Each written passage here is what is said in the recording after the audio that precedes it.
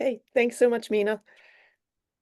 Article 9 of the 1964 International Charter for the Conservation and Restoration of Monuments and Sites states that restoration of heritage sites must, quote, respect original material and authentic documents and stop at the point where conjecture begins. But today, as we consider Tolkien as heritage, I want us to not stop where conjecture begins. Tolkien himself articulated a theory of literary art that depended on the imaginative transgression of boundaries. He wrote eloquently to several correspondents, including Christopher Tolkien, about the allure of skylines barely glimpsed and stories only partly told. His own work is full of these, quote, unattainable vistas, and the longing to see more of what lies over the next rise in the road is part of why many of us return over and over again to Middle-earth. Today, I want to consider a fan practice that treads that road to the edge of Middle-earth to reveal new horizons, fan fiction. Critical heritage studies see heritage not only as the preservation and presentation of the past, but as identity building among local communities.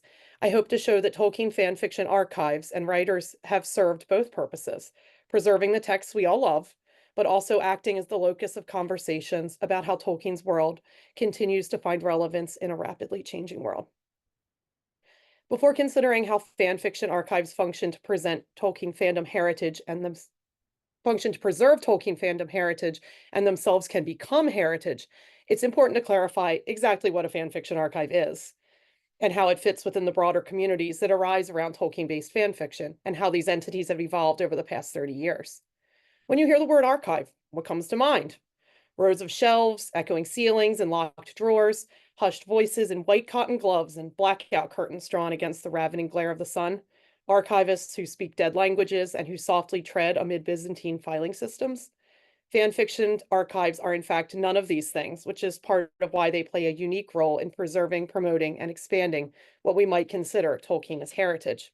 Or rather, fan fiction archives have evolved to be none of these things. The primary difference present across the entirety of the history of Tolkien fan fiction archives is that archives do not exist in isolation but grow out of communities. As Abigail De Kosnik explains in her 2016 book Rogue Archives, these kinds of fan fiction archives, which she terms community archives, arise as a means to preserve the work of community members in a more permanent and accessible form. Tolkien-based fan fiction, first documented in 1960, was collected in fanzines, amateur and low-budget publications produced by fans and often exchanged within social circles and fandom societies. When home internet arrived in the 1990s, fandom moved online too, and fan fiction was quick to follow. The first online Tolkien fan fiction archive that I have been able to locate is the Valar Guild, established in 1997 and still online and active today. Like the ages of Arda, the eras of fan fiction archives can also be divided into three, with the first two ages likewise largely underwater now, metaphorically speaking, by their end. The first age of archives existed on non-automated static websites. Although affiliated with communities, online mailing lists and forums were the most common, the archive itself functioned to preserve Fanworks. Because the pages were designed in static HTML, there was no community interaction. Pages had to be designed by hand. Stories likewise had to be marked up and uploaded to the site by hand. And all index pages had to be likewise updated, again by hand. If this sounds laborious, it was, and largely explains why, like the first age of Arda, this age of archives also came to an abrupt and dramatic end. In 2023, I collected data on fan fiction archives for a presentation at the Fan Studies Network North America conference and found that non-automated archives were active for a median of just 2 years. Like first age heroes too, they were short-lived. During this era, however, fan fiction archives functioned more like what tends to come to mind when we think of an archive. An archivist generally chose an area specialty and selected works that she, because most fan fiction archives were and are women, felt represented that category of fan fiction well. In this way, the first non-automated archives were akin to their fanzine predecessors in that they were more tightly bound by a finite number of resources available for their production, whether paper, web space, or an archivist's time. It was relatively easy for anyone to set up a non-automated archive, but the curation of stories and limited resources, namely time, meant that the community itself had less input on what stories were preserved. The second age of archives was the era of the automated archive. The first automated archives were built from custom code, but in 2003, the release of the open source software eFiction made anyone a potential archivist. Now authors could add their own stories without the help of an archivist. Furthermore, community and interactive elements, such as comments, shout boxes, and bridges to forum software, meant that the readers were not passively reading preserved stories, but were able to actively discuss them. The impact of e-fiction cannot be overstated. I have only been able to document 2 non-automated archives from 2004 onward, and both of these eventually migrated to e-fiction. Most importantly, by democratizing archival labor, automated archives far outlived their non-automated predecessors, active for a median of 10 years compared to 2 years mentioned earlier for non-automated archives. Automation and democratization of fan fiction archives produced 2 major changes that shifted how archives contributed to Tolkien as heritage. First, because stories were no longer being curated by a single person or few people, stories better represented the community's culture. Stories were more numerous and more diverse. Secondly, as archives came to include interactive features, such as commenting systems, the role of archives shifted from preservation to conversation. Previously, discussions were located in affiliated communities apart from the archives. Automated archives allowed some of those discussions to shift onto the archive itself.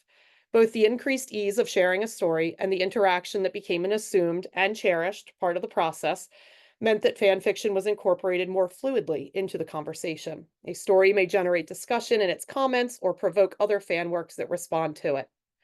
As with non-automated archives, the bar to creating an automated archive was drastically lowered with the introduction of e-fiction. It took less than an hour from the software download to having a live archive. This meant the second era was one of peak democratization, with communities controlling not just the preservation of stories, but the archives themselves. The second age of Arda ends in cataclysm and the reshaping of the world.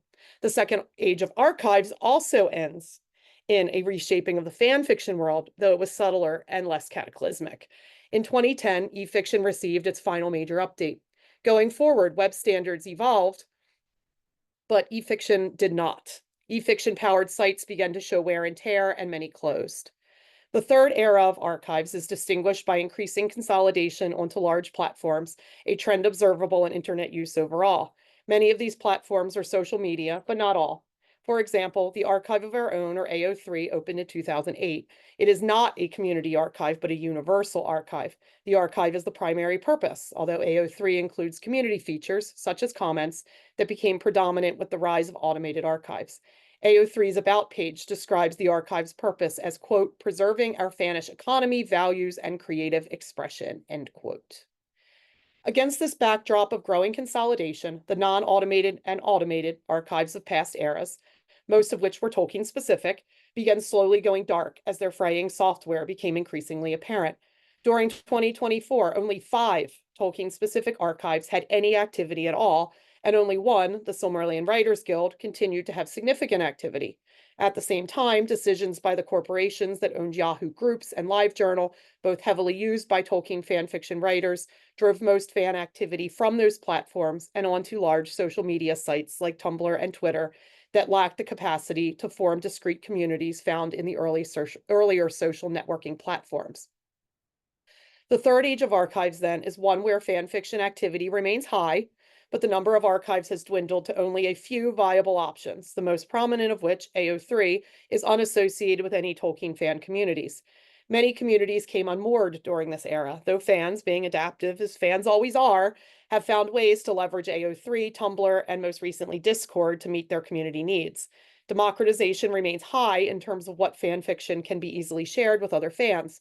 However, in terms of Tolkien fan fiction writers controlling the spaces where their works are shared, the fandom is the most undemocratic it has ever been, with very few archives run by the communities they serve.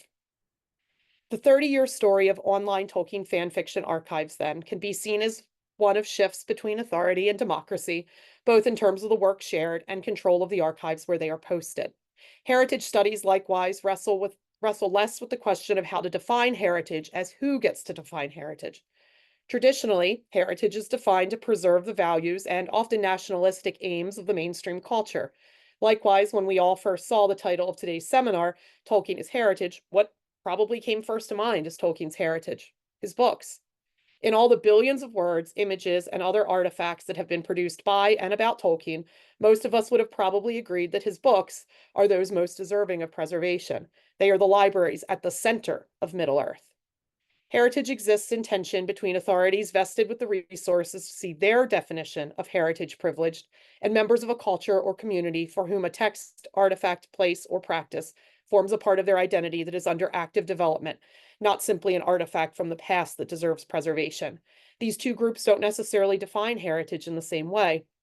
Within fandom studies, the interests of those recognized as sanctioned authorities over a text, rights holders, for example, and those who value the text as part of their fanish identity, are likewise at times in conflict.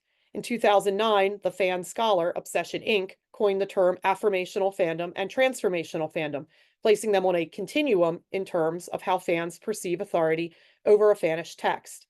Affirmational fans, according to her definition, are those who give high regard to sanctioned authorities over a text. In Tolkien fandom, these fans would value the views and sometimes directives of entities such as the Tolkien estate, filmmakers and film studios, and of course, Tolkien himself. Affirmational fans are often viewed as collectors, whether of books, action figures, games, or trivia facts about Tolkien's world. In other words, they elevate existing and sanctioned artifacts as heritage. Transformational fans, on the other hand, locate authority within readers, viewers, and fans of a text. They privilege the unique experiences and perspectives that each fan brings to a text over the sanctioned authority of the original creator and subsequent rights holders. Fanworks creators are typically classified as transformational fans, although I also hope to show in Tolkien fandom that this is no way an uncomplicated conclusion. Transformational fans are those who, if a text does not provide all they want or expect from it, have no problem with reimagining or even reworking the text until it does. For these fans, Tolkien's heritage is under constant evolution as new generations of fans make sense of his works within a constantly changing world. They don't just long for Tolkien's unattainable vistas, they traipse out to find them. It is important to recognize that affirmational and transformational impulses occur along a continuum, not a binary. Fans and fan communities constantly negotiate their place on this continuum, and no fan is purely one or the other. Fan fiction archives contribute to the discussion around Tolkien as heritage in several ways. First, they sustain interest in Tolkien's books. At a time when newcomers to Tolkien can enter Middle-earth through films, games, or by turning on the television, fan fiction authors almost unequivocally turn to the books. In 2015 and 2020, Maria K. Alberto and I ran the Tolkien Fanfiction Survey, in which we collected data on the values and practices of readers and writers of Tolkien fanfiction. In the 2020 survey, 44% of authors claimed that they began writing fanfiction because of Peter Jackson's films. Yet in both surveys, less than 1% of authors used only the films as sources for their fiction. Both surveys show also that the longer Tolkien fans write fanfiction, the greater number of Tolkien's books they engage with. This is why I said earlier that pigeonholing fanfiction writers as authority-defying, transgressive, and progressive transformational fans is too simplistic. Their interest in Tolkien's heritage, as in the books and the wealth of details about the legendarium that they contain, precedes their use of those details to build beyond the storyscapes that Tolkien gave us. Fanfiction writers as a whole highly value mastery of what they term the canon and work hard to achieve it. I sometimes joke that the history of Middle-earth would probably be out of print if not for fanfiction writers. Next, fanfiction itself is a form of heritage, an artifact documenting how Tolkien's fans interpret and engage with his work across the decades. Archives themselves embody specific values in the work that they feature. The Tolkien Fanfiction Survey also showed that, based on the archive they used, authors differed in how they regarded Tolkien's authority, social justice in Middle-earth, the use of fanfiction to explore sexuality, and the appropriateness of fanfiction as a mode of criticism. An archive, as the public face of a community, documents that community's engagement with such questions through the fanfiction it preserves. Finally, along these lines, fanfiction archives press beyond simple preservation to provide the space for a conversation to unfold between fans concerning how to read and interpret Tolkien's works. Here, heritage is living and constantly evolving as fans negotiate how their experiences shape their readings of Tolkien's books and how Tolkien's books can continue to find relevance in a changing world. In summary, fanfiction archives serve the dual purpose in terms of heritage of preservation and evolution. My own fanfiction archive, the Silmarillion Writers Guild, or SWG, serves as a case study on both points. The SWG was founded in 2005 to serve as a writer's workshop for Silmarillion fanfiction writers. It was initially hosted on Yahoo Groups and LiveJournal. Initially, it did not have an archive. In 2007, its archive opened, built using e-fiction software. Since then, the SWG's archive has remained online and active, with hundreds of stories posted each year. In 2021, we switched from e-fiction to Drupal as the software that runs the site in order to avoid the fate of other e-fiction archives that slowly became unusable as web standards drew further away from the aging e-fiction codebase. The community that supports the archive has undergone far more significant changes due to platform shifts and closures, with its original community spaces on Yahoo Groups and LiveJournal now closed and most interaction occurring on Discord. In 2024, the SWG was the most active of the 5 Tolkien-specific archives that had new stories posted. The SWG's survival when other Tolkien-specific archives have faded is explained by community activities that encourage the creation of new stories. The group hosts monthly challenges and regular events on its Discord. This community activity is one of the major practices that promote Tolkien as heritage, specifically preserving the books as the canon texts in a field crowded with adaptations. While many fan fiction writers, including me, were brought into the fandom by adaptations such as films and shows, fan fiction communities almost unequivocally point new fans to the books. Part of this is cultural, the value placed on reading and having a strong working knowledge of the books Tolkien wrote, but fan fiction groups also directly foster engagement with the books. The SWG provides multiple examples here. The SWG has hosted a rereading of the Silmarillion and rereadings of Sigurd and Gudrun and the Father Christmas letters. The archive hosts chapter summaries designed to aid first-time readers of the Silmarillion and regularly publishes newsletter content such as character biographies that synthesize complex texts at a level accessible to new Tolkien fans. All of these efforts are aimed at making Tolkien's work more accessible and encouraging SWG members to explore books they might not otherwise consider. On a more informal level, members informally mentor each other as they tackle new and challenging texts or inquiries. For example, the SWG's Discord server has a channel called Ask a Lore Master for members to ask each other for research help. For new fans who sometimes don't have all the books, these discussion spaces encourage engagement and make accessible Tolkien's more challenging and hard-to-source works. These functions of fan fiction archives, which align closely with affirmational fandom, follow the typical definition of something from the past that is passed down to further generations. In this case, new fans gain access to Tolkien's books through events, resources, and mentorships that occur as part of the communities associated with fanfiction archives. However, there is no single heritage, and just as every viewer to behold a work of art sees it slightly differently, so each person to engage with Tolkien's works will define its heritage differently. As noted earlier, the Tolkien Fanfiction Survey documents how Tolkien-specific archives in the First and Second eras developed distinct cultures centered not on the personal identities of their authors, but their authors' positions on issues of how to appropriately use Tolkien's books to craft new stories. At this time, when archive democratization was at its peak, what we see are fans self-selecting communities, and therefore archives, based on the community's cultural values. By fans self-selecting communities that align with their own values, they are better positioned to define Tolkien's heritage in their own terms. The SWG again serves as an example. In the 2015 Tolkien Fanfiction Survey, SWG authors indicated that they valued using fanfiction as a mode of criticism and specifically to engage with issues of social justice. The resources available on the site support these interests. The late Janet McCullough-John, the SWG's lead character biographer for over 10 years, intentionally focused her work on female characters. So while we have a biography of Harith of the Halidin, we don't yet have one for Curathin. Likewise, the SWG hosts resources such as Elith's Textual Ghost Project that identifies the unnamed women who must have existed in the legendarium that encourage fan writers to push beyond the storyscapes Tolkien presents. Events and challenges frequently encourage fan fiction that focuses on groups we don't get to see much of in the books, whether in-universe identities such as dwarves, orcs, or Avari, or our world identities such as queer characters, characters with disabilities, people of color, or women. The SWG's current challenge, for example, includes prompts encouraging fan fiction about women, queer women, and traditions related to Hanukkah. Authors receive small digital postage stamps to commemorate the challenges they have completed, and throughout the year, there are special stamps for Fanworks that feature women, queer characters, characters of color, and characters with disabilities. The implication of such prompts is that shifting attention to these neglected perspectives is of value, and the perspectives of fans who themselves identify as parts of these groups also have value. If we define Tolkien's heritage in traditional terms, none of this matters. The books are not changed when fan fiction writers shift the spotlight to characters and topics that Tolkien didn't consider. They are the libraries at the heart of Middle-earth. However, those multiple heritages begin to gain clarity amid communities that expressly encourage engaging with Tolkien as heritage, not in terms of simple preservation or celebration, but as a means by which diverse readers connect to the legendarium. Based on the works, both creative and scholarly, shared on these archives, fans gain a sense of their own heritage within Tolkien's world.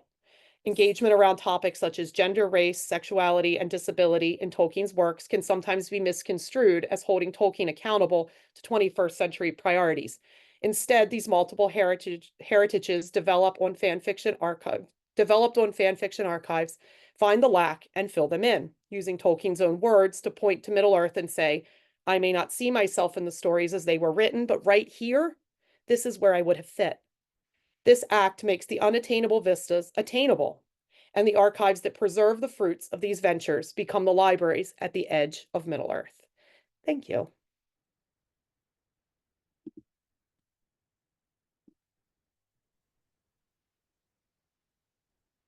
That was excellent. Thank you so much, Dawn, for this really insightful look into fan fiction and in particular the Silmarillion Writers Guild.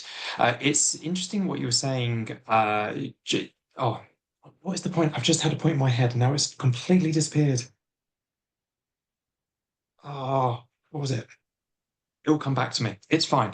I was curious. Okay, I'll go back to an earlier point. I was curious what you were talking about with particularly kind of like female women. And I've been reading Douglas Kane's Art of Reconstructed recently, and I'm curious if perhaps Kane's work has had any say or influence with fan fiction at all.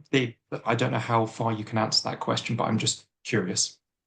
I can, because I make timelines, so I know when things happen in probably more detail than any human should.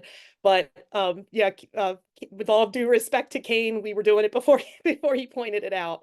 So the SWG's very first writing challenge was in September of 2005, and it was titled Strong Women. And that was a really intentional choice for our newly formed group. We opened up our doors to our membership in late July. And this challenge would have debuted in the first week of September. So we'd been in existence just over a month. And we recognized a lack of engagement with women in Tolkien. And we recognized at the time in the fan fiction world as a lack of stories and even a discouragement of stories about women. So we were very intentional in crafting that challenge and moving forward. And I've been very stoked to see the scholarly world catch up with that as well in pointing out those things and recognizing as legitimate engaging with questions of women in Tolkien and those sorts of minor characters who have been unintentionally or intentionally sidelined in some of the texts that we have to work with. An immense kudos for that. Maybe Doug should be citing you in his book instead. In that case, I've just remembered what it was that your kind of conclusion wrapped up with, and it's one of those kind of off-quoted Tolkien points about the other hands and minds reference that he was consciously wanting other people to contribute and build on his world. So there was just a strong resonance there for me, in particular, with that in such a fantastic way. I don't see any further questions, unfortunately. Mina has appeared, however. Mina, do you possibly have a question? Yes, more of a comment that this basically is a good continuation of what we talked in the previous with the previous speaker in terms of how important is the role of all the works which engage in dialogue with Tolkien's books, right, in terms of preserving that heritage. And obviously, they serve as inspiration in writing fan fiction, but in order to do so, you have to go back to the works themselves, which Dawn has pointed out very well. So yeah, thank you. It was very nice talk. I enjoyed it. So it's not really a question, just more like thank you. you. Okay. Oh, we have one or two interesting questions that have come through.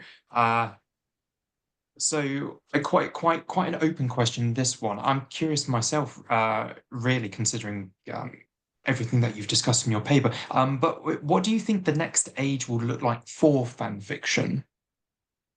Oh, that's a great question. And I actually, my most recent paper in the journal Transformative Works and Culture kind of gets into that.